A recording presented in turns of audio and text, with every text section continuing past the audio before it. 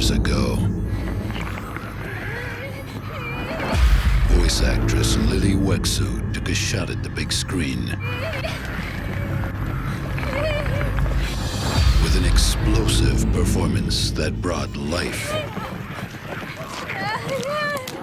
to this pivotal moment in Aliens vs. Predator: Requiem.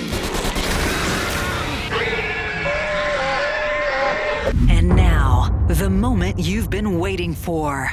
You've asked the questions. I'm answering them. Watch them right here, right now. The Aliens vs. Predator Requiem Q&A. Hey everyone, thank you for your patience. Here we are. This is years in the making, isn't it? I actually tried to do a behind-the-scenes video with the master puppeteer on AVP Requiem who worked with me on my scene. His name is Adam Bear, and fun fact here, he and I became good friends because while we were preparing for our infamous belly bursting scene, which was shot in Vancouver, Canada, by the way, we complimented each other on our voices. Turns out he was breaking into voice acting and I was already working as a voice actor, so we bonded over that, so we became fast friends and we've been friends ever since. He's now a full-time voice actor. He actually recorded the trailer for this video and the one I did before because that seemed so appropriate, right? So we tried to do a video a couple of years ago, but he lives in South Africa now and we must have had issues with the connection because the audio is out of sync, so I couldn't use it. All this to say, I've been thinking about you all these years and I'm glad to finally be able to do this with you and answer your burning questions. But first,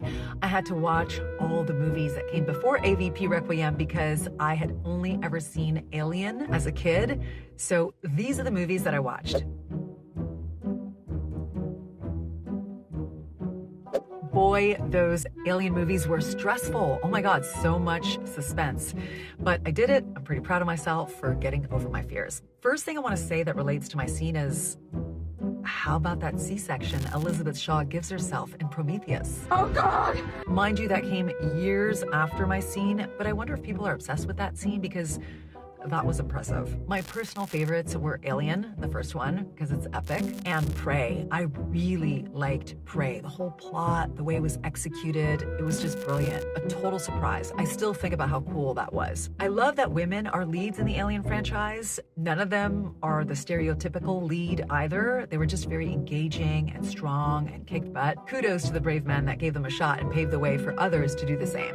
I definitely preferred the Ridley Scott Aliens to the James Cameron one. I'm a big fan of his, but his vibe didn't quite match the vibe that Ridley Scott kind of had put together. And I also found a lot of the male characters a bit dumb. Did IQs just drop sharply while I was away? I feel like the characters were finally more likable in Alien Covenant. For the Predator movies, I really liked a lot of the side characters. That said, those movies were more like action movies, so it's a bit of a different vibe. I was really on edge with the Alien movies. There was so much suspense and gore. I was really worn out after each one of those movies. The first AVP wasn't nearly as bad as I expected. It wasn't great, but it was totally watchable. I just think for Alien fans, the Predator element is more like an action movie, so it's really like a big shift in tone. But still, that movie set the stage for Prometheus, right? They gather all the specialists together, and like all the Alien movies, it's led by a woman, a black woman too, which is really cool. Maybe there just wasn't enough character development for her. I think the big issue with AVP Requiem is that A, you can't see so good, but more importantly is that they changed the formula. So instead of one crew dealing with a monster, it's a whole town, and we don't have time to get attached to the characters. The lead isn't likable right away. We're just not sure about him. The army lady, who's the token badass and makes the final right call to leave town and can drive a tank and a chopper, she barely has any dialogue or time on screen. She's introduced to us well into a third of the movie, so it's like they tried to keep the element of the woman badass, but as a sprinkle. I think if it started and ended with just the mom and the daughter and we explored their emotional connection, that would have been a bit better and stayed truer to the Alien formula. Now, about those who hate my scene. I hope everyone notices that a young child dies by chestburst right at the beginning. I mean, that's freaking disturbing. Still, I can understand that my scene is really shocking and disturbing and can leave a strong, lasting, even traumatic impression in people's minds, especially if they saw this at a young age. I watched Alien when I was way too young, and it traumatized me, you know, to the point where I never watched this AVP movie I was in until I made this video. So I get the impact of a scene like this. But to put things in context, can you imagine people's reaction when the first Alien movie came out and they saw a chestburster? Some people must have been outraged and called it gratuitous, I'm sure. I also think that the AVPs aren't nearly as gory or suspenseful as any of the Alien movies, so perhaps people had forgotten how ruthless and gory these aliens really are. And I think the gore might be harder to swallow before good tension happens. In other words, more action, less suspense, might make gore feel more gratuitous, if that makes sense. Now, for fans who are on the opposite end of the spectrum and love the alien births, so much is riding on these explosions, right? The expectations are really high for every new movie, and so the bar gets raised every time. And so I think that that was the goal here, especially because AVP 1 really wasn't scary at all. The director of photography even decided to make the movie darker and shakier with his camera because he thought it wasn't scary enough. So I'm sure raising the bar was really important to them. So having the kid die and then Victoria Bidwell's scene and my scene might be the answer to that. And those are my thoughts about that. Now, on to the good stuff, your questions. Thank you all so much for participating. It's really humbling. Lancer, you even made a video to ask me questions. Thank you for your enthusiasm, to all of you. It really means a lot. Seema Haraj 109 asks, how would you write a female character who survived alien impregnation and is recovering from the mental scarring? The question would be, how would she survive? But if she found a way and went through with it, I think she would be a serious badass, much like Elizabeth Shaw in Prometheus, who did her own C-section with the help of a machine. Maybe the character would know about Elizabeth Shaw and would attempt something similar, knowing that probably no one would help her. So maybe she breaks into a hospital maternity ward and forces a delivery doctor at gunpoint to execute the surgery. But she might also know that it could expose the doctor to the lethal alien fluids. So I think she would probably do it alone, which is very scary and alienating. Also, we have the problem of that mere drops of alien fluids can mutate and kill you, so maybe the character would be immune somehow. That will be a first in the Alien franchise, and it's kind of sounding a little bit like The Last of Us, which is amazing. But the question is also what happens to the babies who, no matter how long they're in the womb, always seem to survive? Maybe her immunity could be like a neutralizing agent where she can actually disempower the baby xenomorphs. So instead of just being mentally scarred from the experience, she actually feels a responsibility to help humanity. And this sense of purpose fuels her and helps her to make a plan to save the world. Okay, Ridley Scott, I think it's time to get me in on this. John Irwin 489 asks, how did the belly bursting prosthetic / mechanism work? I spoke to Adam Bear, the puppet master turned voice actor who manned that thing, and he explained that they used a traditional tentacle mechanism. He doesn't remember in detail, but he thinks that there was probably a fiberglass belly with some holes in it to allow for the babies to go through, and the latex belly skin was on top of that, and it was probably scored as well to allow better passage of the babies. He shared 2 videos to explain how the mechanisms work. They're in the description of this video, so I hope you watch them. But as far as the shoot, I was sitting on a stool that kind of had a bicycle seat and my legs were actually down. My feet were near the ground. So on screen, what you see are fake legs, but my back was kind of lying down. So it was like, this is my back and these are my legs. It was a super uncomfortable position. And there were 3 puppeteers under me, including Adam, who had the mechanical babies on rods, and they were moving them and working with that tentacle mechanism. And they had to look at monitors at the same time. This is all super precise work because you want to make sure the camera sees all 3 of them and that one isn't overlapping with the other. It had to be perfect. You can't believe how much work goes into this, even if the actual belly burst only lasts like a couple seconds. Moments of Bliss asks, what kind of practical and CGI effects were used to make this scene? I don't know about the CGI effects, but all the goo that was on me was real. There was a special effects makeup department, and they were all over me for a really long time. The stuff was so cold and gooey, it was gross. Also, as far as the creatures, there was a massive puppeteer department. You know, when you see tails wagging and body parts, those are all manned by humans. And VC Comics 6261 asks, where are the bloopers? And by the way, I feel like I know you. You came to my defense a few times, and I appreciate that. So thanks for looking out. Unfortunately, I have no idea, and I don't think my scene would have had bloopers. It was pretty intense. We had a lot of fun before filming the scene, but once it was go time, there was so many technical aspects. The logistics were really complicated, so I think everybody was very serious and not about to mess up. But I do wish there was a making of, especially of my scene, because sadly, I remember so little about it. And you had another question. How long long did it take to film the whole thing? That scene was shot in one day, a very long day, especially because I was fixed in position for so long. We prepped with all the special effects, and then the puppeteers worked on the baby movements and on the mechanisms, and then we shot it. A day in the life of an actor. User new something something something asks, were you actually pregnant during the filming of the scene? No, I don't think a pregnant woman could have done that scene. It was highly uncomfortable because I was like half lying down, half sitting, and then I had all this goo on me and these puppeteers mechanisms were all under me. I don't even know if I went to the bathroom. I don't remember ever getting up from that seat once it was set for me. You had another question, which is, this scene has quite a cult following in the alien community, including being the center of many fetishes. How do you feel about this? I guess with this genre, there's a lot of excitement because it's not something we see in real life. And if you're into that sort of thing, I guess you're just waiting for that gore. It's still weird to me that this translates into something like a cult following. The cool part is interacting with all of you. The weird and creepy part is reading some of the comments people write on that video. You know, as an actor, I'm super clear this is a story and that this was a job that I did, but I'm not always sure people really get that. Like just in the way that they express themselves. But as long as you don't hurt yourself or others in real life, then whatever floats your boat. You also asked, do you consider this a good movie overall? And if so, would you support a third movie in this franchise? I think it's an okay movie. There's better. There's worse. It was totally watchable. But yeah, I'd be up for a third. Let's fix it. Let's make it better. We've come this far anyway. But I think we need a stronger plot and a more emotional storyline. We need a strong female lead that's in line with the Alien franchise. I think we have to go back to what worked in some of the other movies and kind of build on that. So that's what I would go for. Then you ask, what is the craziest DM you've ever gotten? I haven't gotten DMs, thank God, but the comments do get weird. I know I deleted the more disturbing ones and I stopped the comment section altogether at times, especially early on when I posted it. But here are just some weird ones that are kind of left over. Lili Wexu death. I know I die in the scene, but still, it's pretty weird to read that. Honestly, I love this scene. Wish there were more. Hell, I'd pay you to recreate this, but with a few changes. This is what happens with a successful mate with Michael Douglas. Hi there. This is what happens when Chuck Norris impregnates you. That's actually really funny. She has been a leany wheezy. Is that something on the internet I'm not aware of?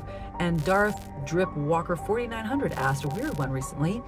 Think they should have make your belly the size of a disco ball filled with xenomorph. Wasn't I already the size of a disco ball filled with xenomorphs? At Voicing Angle has a question. Hey, Angle. I know Angle. She's another talented voice actress. And she asks, how did you get the nerve to accept this role and get through it with fear of scary movies? The short answer is that I didn't know what I was getting into. The long version is an answer to this question by PWA Films 1406. The question was, how did you prepare for the role? Did you watch anything to help you get into that character and her situation? I did not even audition for this role, so I had no information about it. That's because this contract was originally a background performer contract. And to be honest, I didn't really want to go, but it was presented as a 3-day gig on a very big production, and there was a chance I'd be upgraded because A, I was a union actor, and B, I was one of 3 pregnant ladies in a small scene.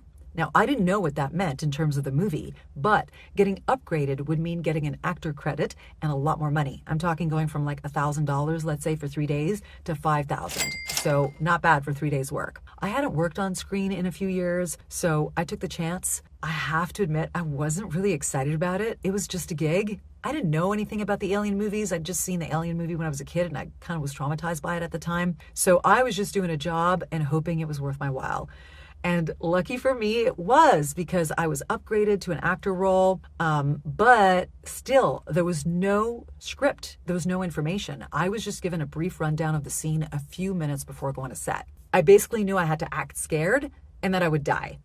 And because I was hired as a background performer, I probably only spoke to the assistant director. I mean, typically on sets, directors don't speak to background performers.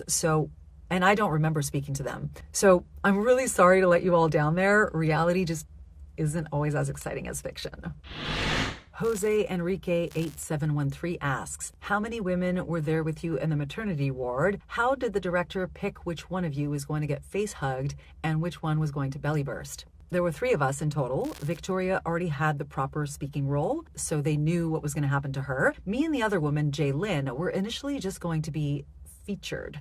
So they didn't tell us much. Like, we knew we'd be on screen and that's pretty much it. The assistant director only asked us who wanted to be the most prominently featured. For some reason, Jaylyn did not want to be featured prominently, so the decision was kind of made for me, and I said, okay, I'll do it, not knowing what I was really getting into.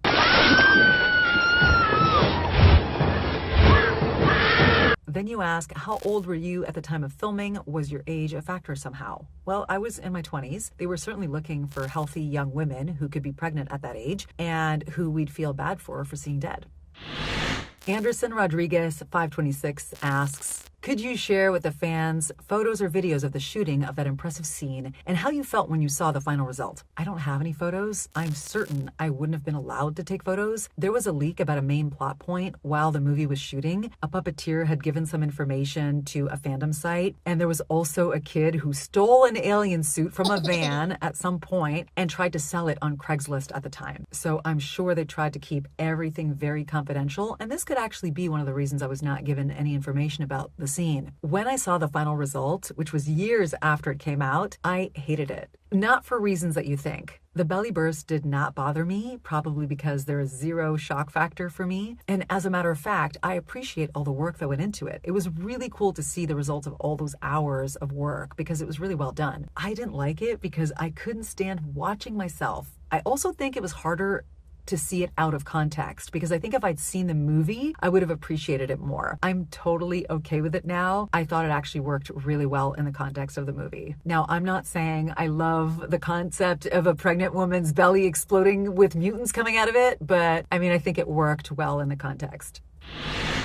We have a question from It Wouldn't Surprise Me. This is my buddy Dave. I'm hoping you started your voice acting career. He asks, I'm curious what your thoughts are on being part of 2 franchises that are so much a part of film culture. As for on-set experience, how much alien goo did you have to deal with? And what exactly is alien goo like? I feel so fortunate to be a part of it, no question. I mean, it didn't hit me until after I watched a few alien movies. You know, my video's been out there for almost 10 years, and it's been viewed almost 200,000 times. So I knew that it was big for some people, but for me, it had mostly just been a job I was initially reluctant to take that turned into a really cool job in which I made a lifelong friend. I mean, that's what that movie means to me. It's about my friendship with Adam Bear, you know? And since gore is so hard for me to watch and the role was so small, I mean, I'm on screen for less than 15 seconds, there wasn't an immediate satisfaction about my role in it. But now, watching it all, I see how my character has left her mark in the story, especially, I think, because there was a bit of a gap in the level of gore between the Alien movies and the first Alien vs. Predator. So I think my character really brings it home and reminds us just how gory and ruthless these aliens are. And about the goo, there was so much goo. It just went on and on and on. It was cold and sticky and gross and really gooey, just the way that it looks. It was so uncomfortable. I mean, that goo and the sitting position that I was in made that shoot so uncomfortable. Smoke C asks, did you find yourself thinking about a better way to do the scene as you were being filmed or immediately after? Or did you just stay focused on the direction you were given? I don't remember, unfortunately, but I do remember I was hoping I wasn't going to embarrass myself because I hadn't acted in a while and I wasn't in an acting class at that time. By the same token, I don't think I had too many shots at it because of the logistics. So I probably just executed what was asked of me to the best of my ability at that time, which was just like act scared and die. And I'm guessing the directors didn't want me to overthink it anyway, because here's the thing about small roles that people don't realize. You really have to put your ego aside and not overthink what you're doing, because the scene is not about you. You're not the main character. You're there to serve the story or the other bigger characters. In this case, I'm there to reinforce the ruthlessness of the aliens by bringing the horror to another level. And maybe that's just what happened there. I mean, I probably didn't have time to make it about me, and maybe that's why it works. Then you asked, would you do it again, or do you regret doing it and why? Yeah, I would do it again. Not in that sitting position, but I do not regret doing it. It was a very unique and cool experience, and it was all so unexpected. I actually remember, torturing myself about whether I should take this gig or not.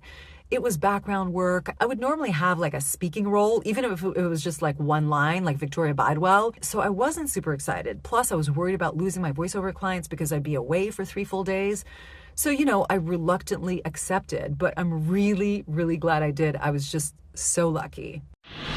Now, Lancer 737 is a total lore buff, and I'm scared this whole video is such a letdown for you, but I'm going to answer your questions. Question number 1, did you hear any of the writers say more to you about what was happening to you and other characters? More things involving lore and or your character. As per my other answers, Lance, I was probably the least informed person on that set. Question number 2, pregnancy is a subgenre. How does it feel to be one of the greatest women ever for that part of the subgenre of pregnancy horror? The fact that pregnancy horror is a subgenre is a little odd to me, but I'm honored that you think I'm the greatest in the subgenre. I'm totally humbled. Question number 3. As an alternative storyline, pretending this is you, the king alien comes in to infect you. You fight it off and escape. Your character becomes the essential character. Yes, I love it. Your character is my favorite. Thank you, Lancer. Honestly, you're the best. How would you feel about a rewrite? Would you want to do it? Or are you fine with the storyline as is? No! Yes, I would love a rewrite, a chance at surviving. I think I've already started a great plot. Let's all band together here and get on Ridley Scott's case. I think he should be the one to do it. Question number 4. Do you remember wearing multiple different versions of these bellies? Were there other scenes with other women? These don't match. I don't remember switching bellies. But yes, they probably did, according to Adam. And sadly, I don't know of any other scenes. Question number 5, the black veins, is that part of the lore? I got no love from the directors and I got no lore from the writers. I'm so sorry, Lancer, and thank you for the thumbnail in the video game. That is so cool. I'm really honored. And that wraps it up, guys. Thank you again for playing along. I tried to give you as much information as I have and that I can remember. It's been over 15 years, so it's a bit of a blur. But I hope you enjoyed it. I put a lot of love into it.